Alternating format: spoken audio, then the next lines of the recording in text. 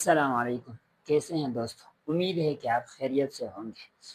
पिछली वीडियो में जो प्रीवियस हमारी क्लास थी उसमें हमने प्रेजेंट इंडेफिनिट का जो सिंपल है उसको डिस्कस किया।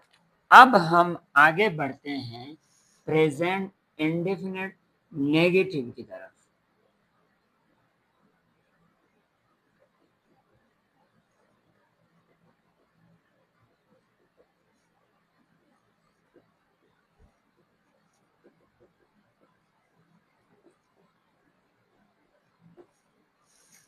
ये है प्रेजेंट इंडेफिनिट नेगेटिव टेंस।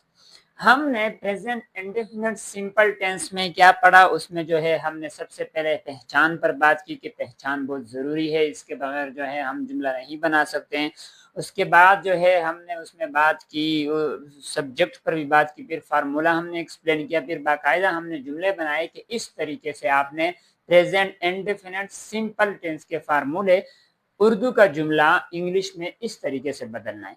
अब हम जाएंगे प्रेजेंट इंडेफिनिट नेगेटिव या इन जो इनकारिया है हम उस पर बात करेंगे। ठीक है दोस्तों, सबसे पहले तो वही उर्दू में इसकी पहचान ये है कि जब जुमला आपके पास आएगा तो जाहिर है उसमें कोई इनकार उसमें आया होगा, या जुमले में जो है हमें साफ पता चलता है कि भाई वो काम नहीं करता है, वो खाना नहीं खाता है, वो क्रिकेट नहीं खेलता है। तो सबसे पहले हम प्रेजेंट नेगेटिव जो है इसका फार्मूला लिखते हैं। इसका फार्मूला जो है प्रेजेंट इंडेफिनिट नेगेटिव टेंस का जो फार्मूला है वो क्या है? सबसे पहले है सब्जेक्ट प्लस हेल्पिंग वर्ब। अच्छा, हेल्पिंग वर्ब इसमें दो इस्तेमाल होते हैं, एक है डू और एक है डज। उसके बाद है वर्ब की फर्स्ट फॉर्म, उसके बाद है object. Subject plus helping verb plus verb की फर्स्ट फॉर्म प्लस ऑब्जेक्ट। तो दोस्तों हेल्पिंग वर्ब जो है ये इसमें दो हेल्पिंग वर्ब इस्तेमाल होते हैं। अब डू को कहाँ इस्तेमाल करना है और डस को कहाँ इस्तेमाल करना है, ये बहुत अहम चीज है। मैंने आपको एक चीज पढ़ाई थी, वो क्या है? सब्जेक्ट, सिंगुलर सब्जेक्ट और प्लूरल सब्जेक्ट। ये है आपका सिंगुलर सब्जेक्ट और ये है आपका प्लूरल सब्जेक्ट। अच्छा, सिंगुलर सब्जेक्ट कौन कौन से हैं, प्लूरल सब्जेक्ट कौन कौन से हैं, ये मैंने आपको बताया था कि ये सिंगुलर सब्जेक्ट ये हैं और प्लूरल सब्जेक्ट ये हैं। अब सिंगुलर सब्जेक्ट के साथ जो हेल्पिंग वर्ब इस्तेमाल होता है वो है डज, और प्लूरल सब्जेक्ट के साथ जो हेल्पिंग वर्ब इस्तेमाल होता है वो है डू। मिसाल के तौर पर अगर आपके पास एक जुमला आया है और वो है उसमें जो सब्जेक्ट है यानी इनकारिया जुमला है, प्रेजेंट इंडेफिनिट नेगेटिव का अगर कोई उर्दू जुमला आपके पास आया है और आपने उसको उर्दू में तब्दील करना है, तो सबसे पहले आपने देखना यह है कि उसका सब्जेक्ट क्या है, सब्जेक्ट सिंगुलर में से है या सब्जेक्ट प्लूरल में से है। अगर सब्जेक्ट सिंगुलर में से है तो फिर आपने कौन सा हेल्पिंग वर्ब इस्तेमाल करना है, और अगर सब्जेक्ट प्लूरल में से है तो फिर आपने कौन सा हेल्पिंग वर्ब इस्तेमाल करना है। तो सिंगुलर सब्जेक्ट आपको पता है कि उसमें जो है ही है, उसके बाद शी है, इट है और एनी नेम है। ठीक है, कोई एक नाम। और प्लूरल आपको पता है क्योंकि सब्जेक्ट कौन कौन से हैं, कौन कौन से सब्जेक्ट कहाँ कहाँ इस्तेमाल होते हैं। और इस हिसाब से जब आपको सब्जेक्ट मालूम हो जाए कि सब्जेक्ट इस सिंगुलर है या प्लूरल है, तो उसी हिसाब से हम क्या करेंगे? हेल्पिंग वर्ब इस्तेमाल करेंगे। अब आते हैं हम अमली तौर पर जो इसका तरीका है कि नेगेटिव का अगर आपके पास जुमला आ जाए तो कैसे बनाना है। मिसाल के तौर पर सबसे पहले हम एनी नेम का कर देते हैं, अहमद खाना नहीं खाता है। ठीक हो गया दोस्तों, एक जुमला हमारे पास ये है। एक हम आई का बना देते हैं, मैं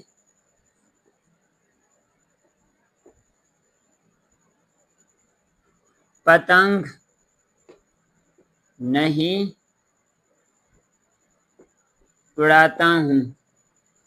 और एक हम जो है गायब का बना देते हैं, वो क्रिकेट नहीं खेलता है।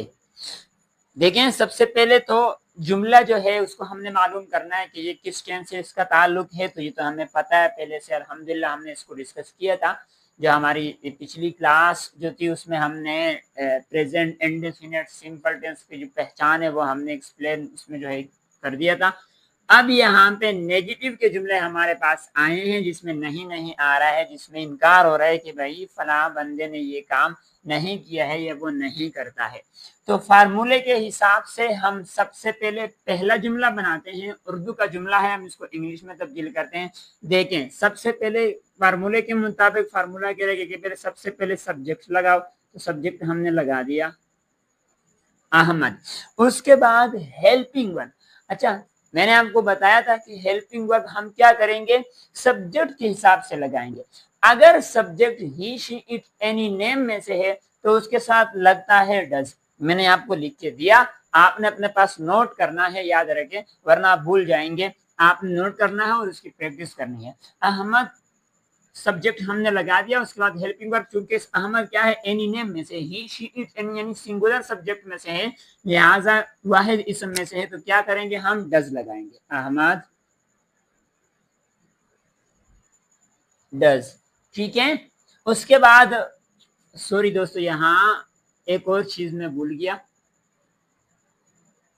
वो है हेल्पिंग वर्ब के बाद प्लस नोट लगता है फार्मूले में।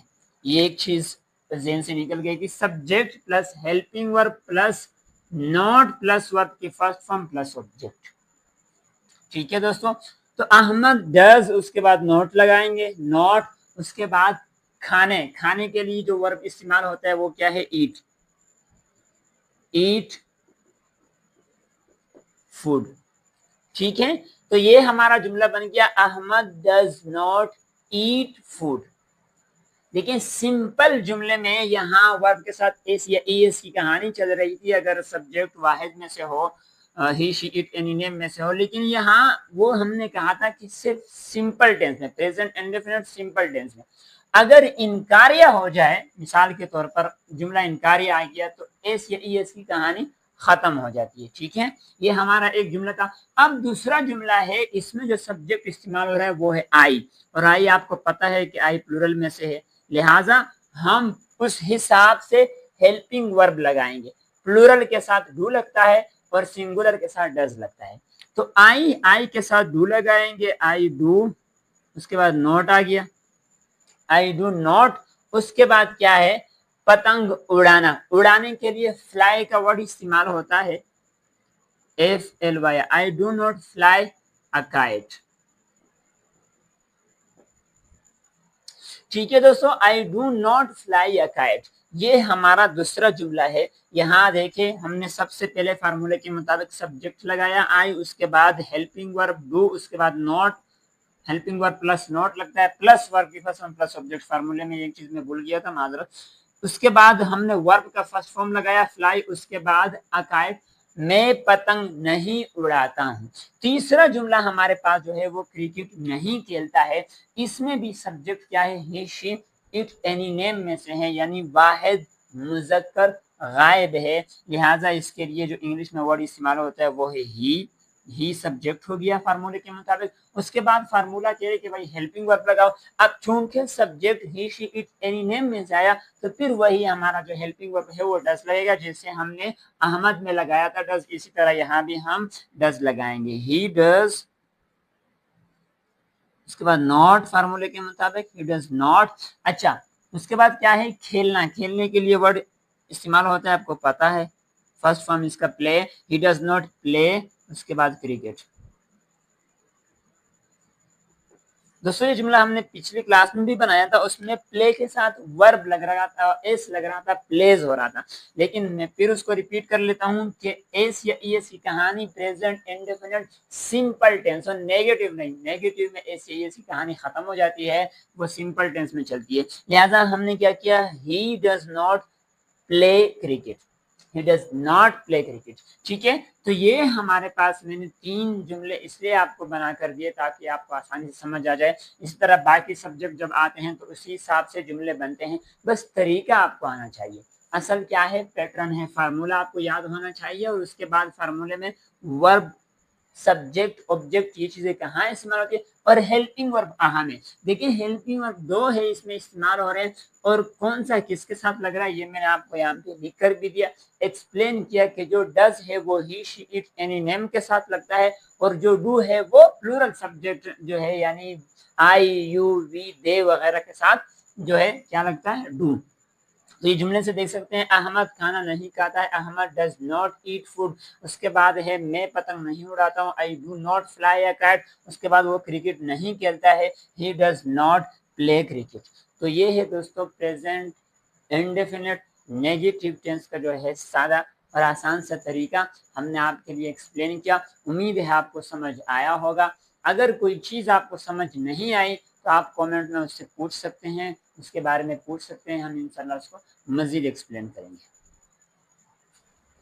दोस्तों आज की क्लास के जो हमारे अल्फाज हैं वो मैंने आपके लिए 5 अल्फाज बोर्ड में लिखे हैं। देखिए डेली क्लास में मैं आपको अल्फाज देता हूँ और जुमले देता हूँ, इसको आप हल्के में मत ले, ये बहुत अहम है। यही चीज़ आपकी जो है इंग्लिश को बेहतर बनाएगी अगर आप इस चीज़ पे फोकस करते हैं। तो आज के हमारे अल्फाज है, 5 अल्फाज है हमारे पास। सबसे पहले हियर, हियर का मतलब है सुनना।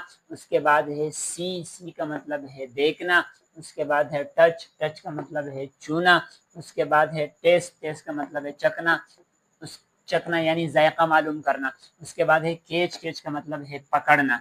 तो ये अल्फाज है, मैं कोशिश कर रहा हूँ वो अल्फाज आपको दे रहा हूँ जो डेली रूटीन में इस्तेमाल होते हैं, और उसको जो है आपने इनको अपने पास नोट करना है और इनको इस्तेमाल करने की कोशिश करनी है। याद रखें इंग्लिश तभी आपको आएगी जब आप प्रैक्टिकली तौर पर उसको यूज करने, उसको इस्तेमाल करने की कोशिश करेंगे, तभी आपके लिए जो है इंग्लिश आसान होगी।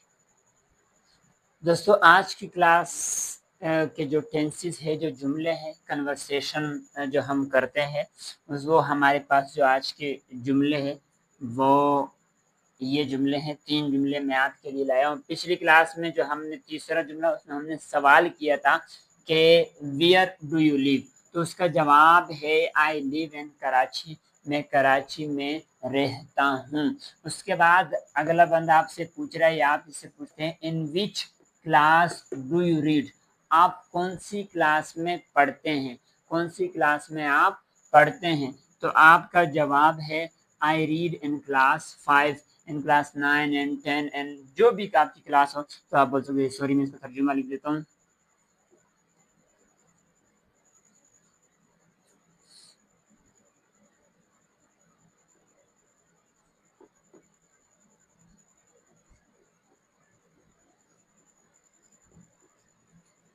तो क्या है, मैं क्लास 5 में पढ़ता हूँ। तो कोई भी क्लास, जिस क्लास में आप पढ़ते हैं आप बोल सकते हैं मैं क्लास 6 में, 7 में, 8 में, 9 में, जो भी आपकी क्लास हो तो आप उसके बारे में बता सकते हैं।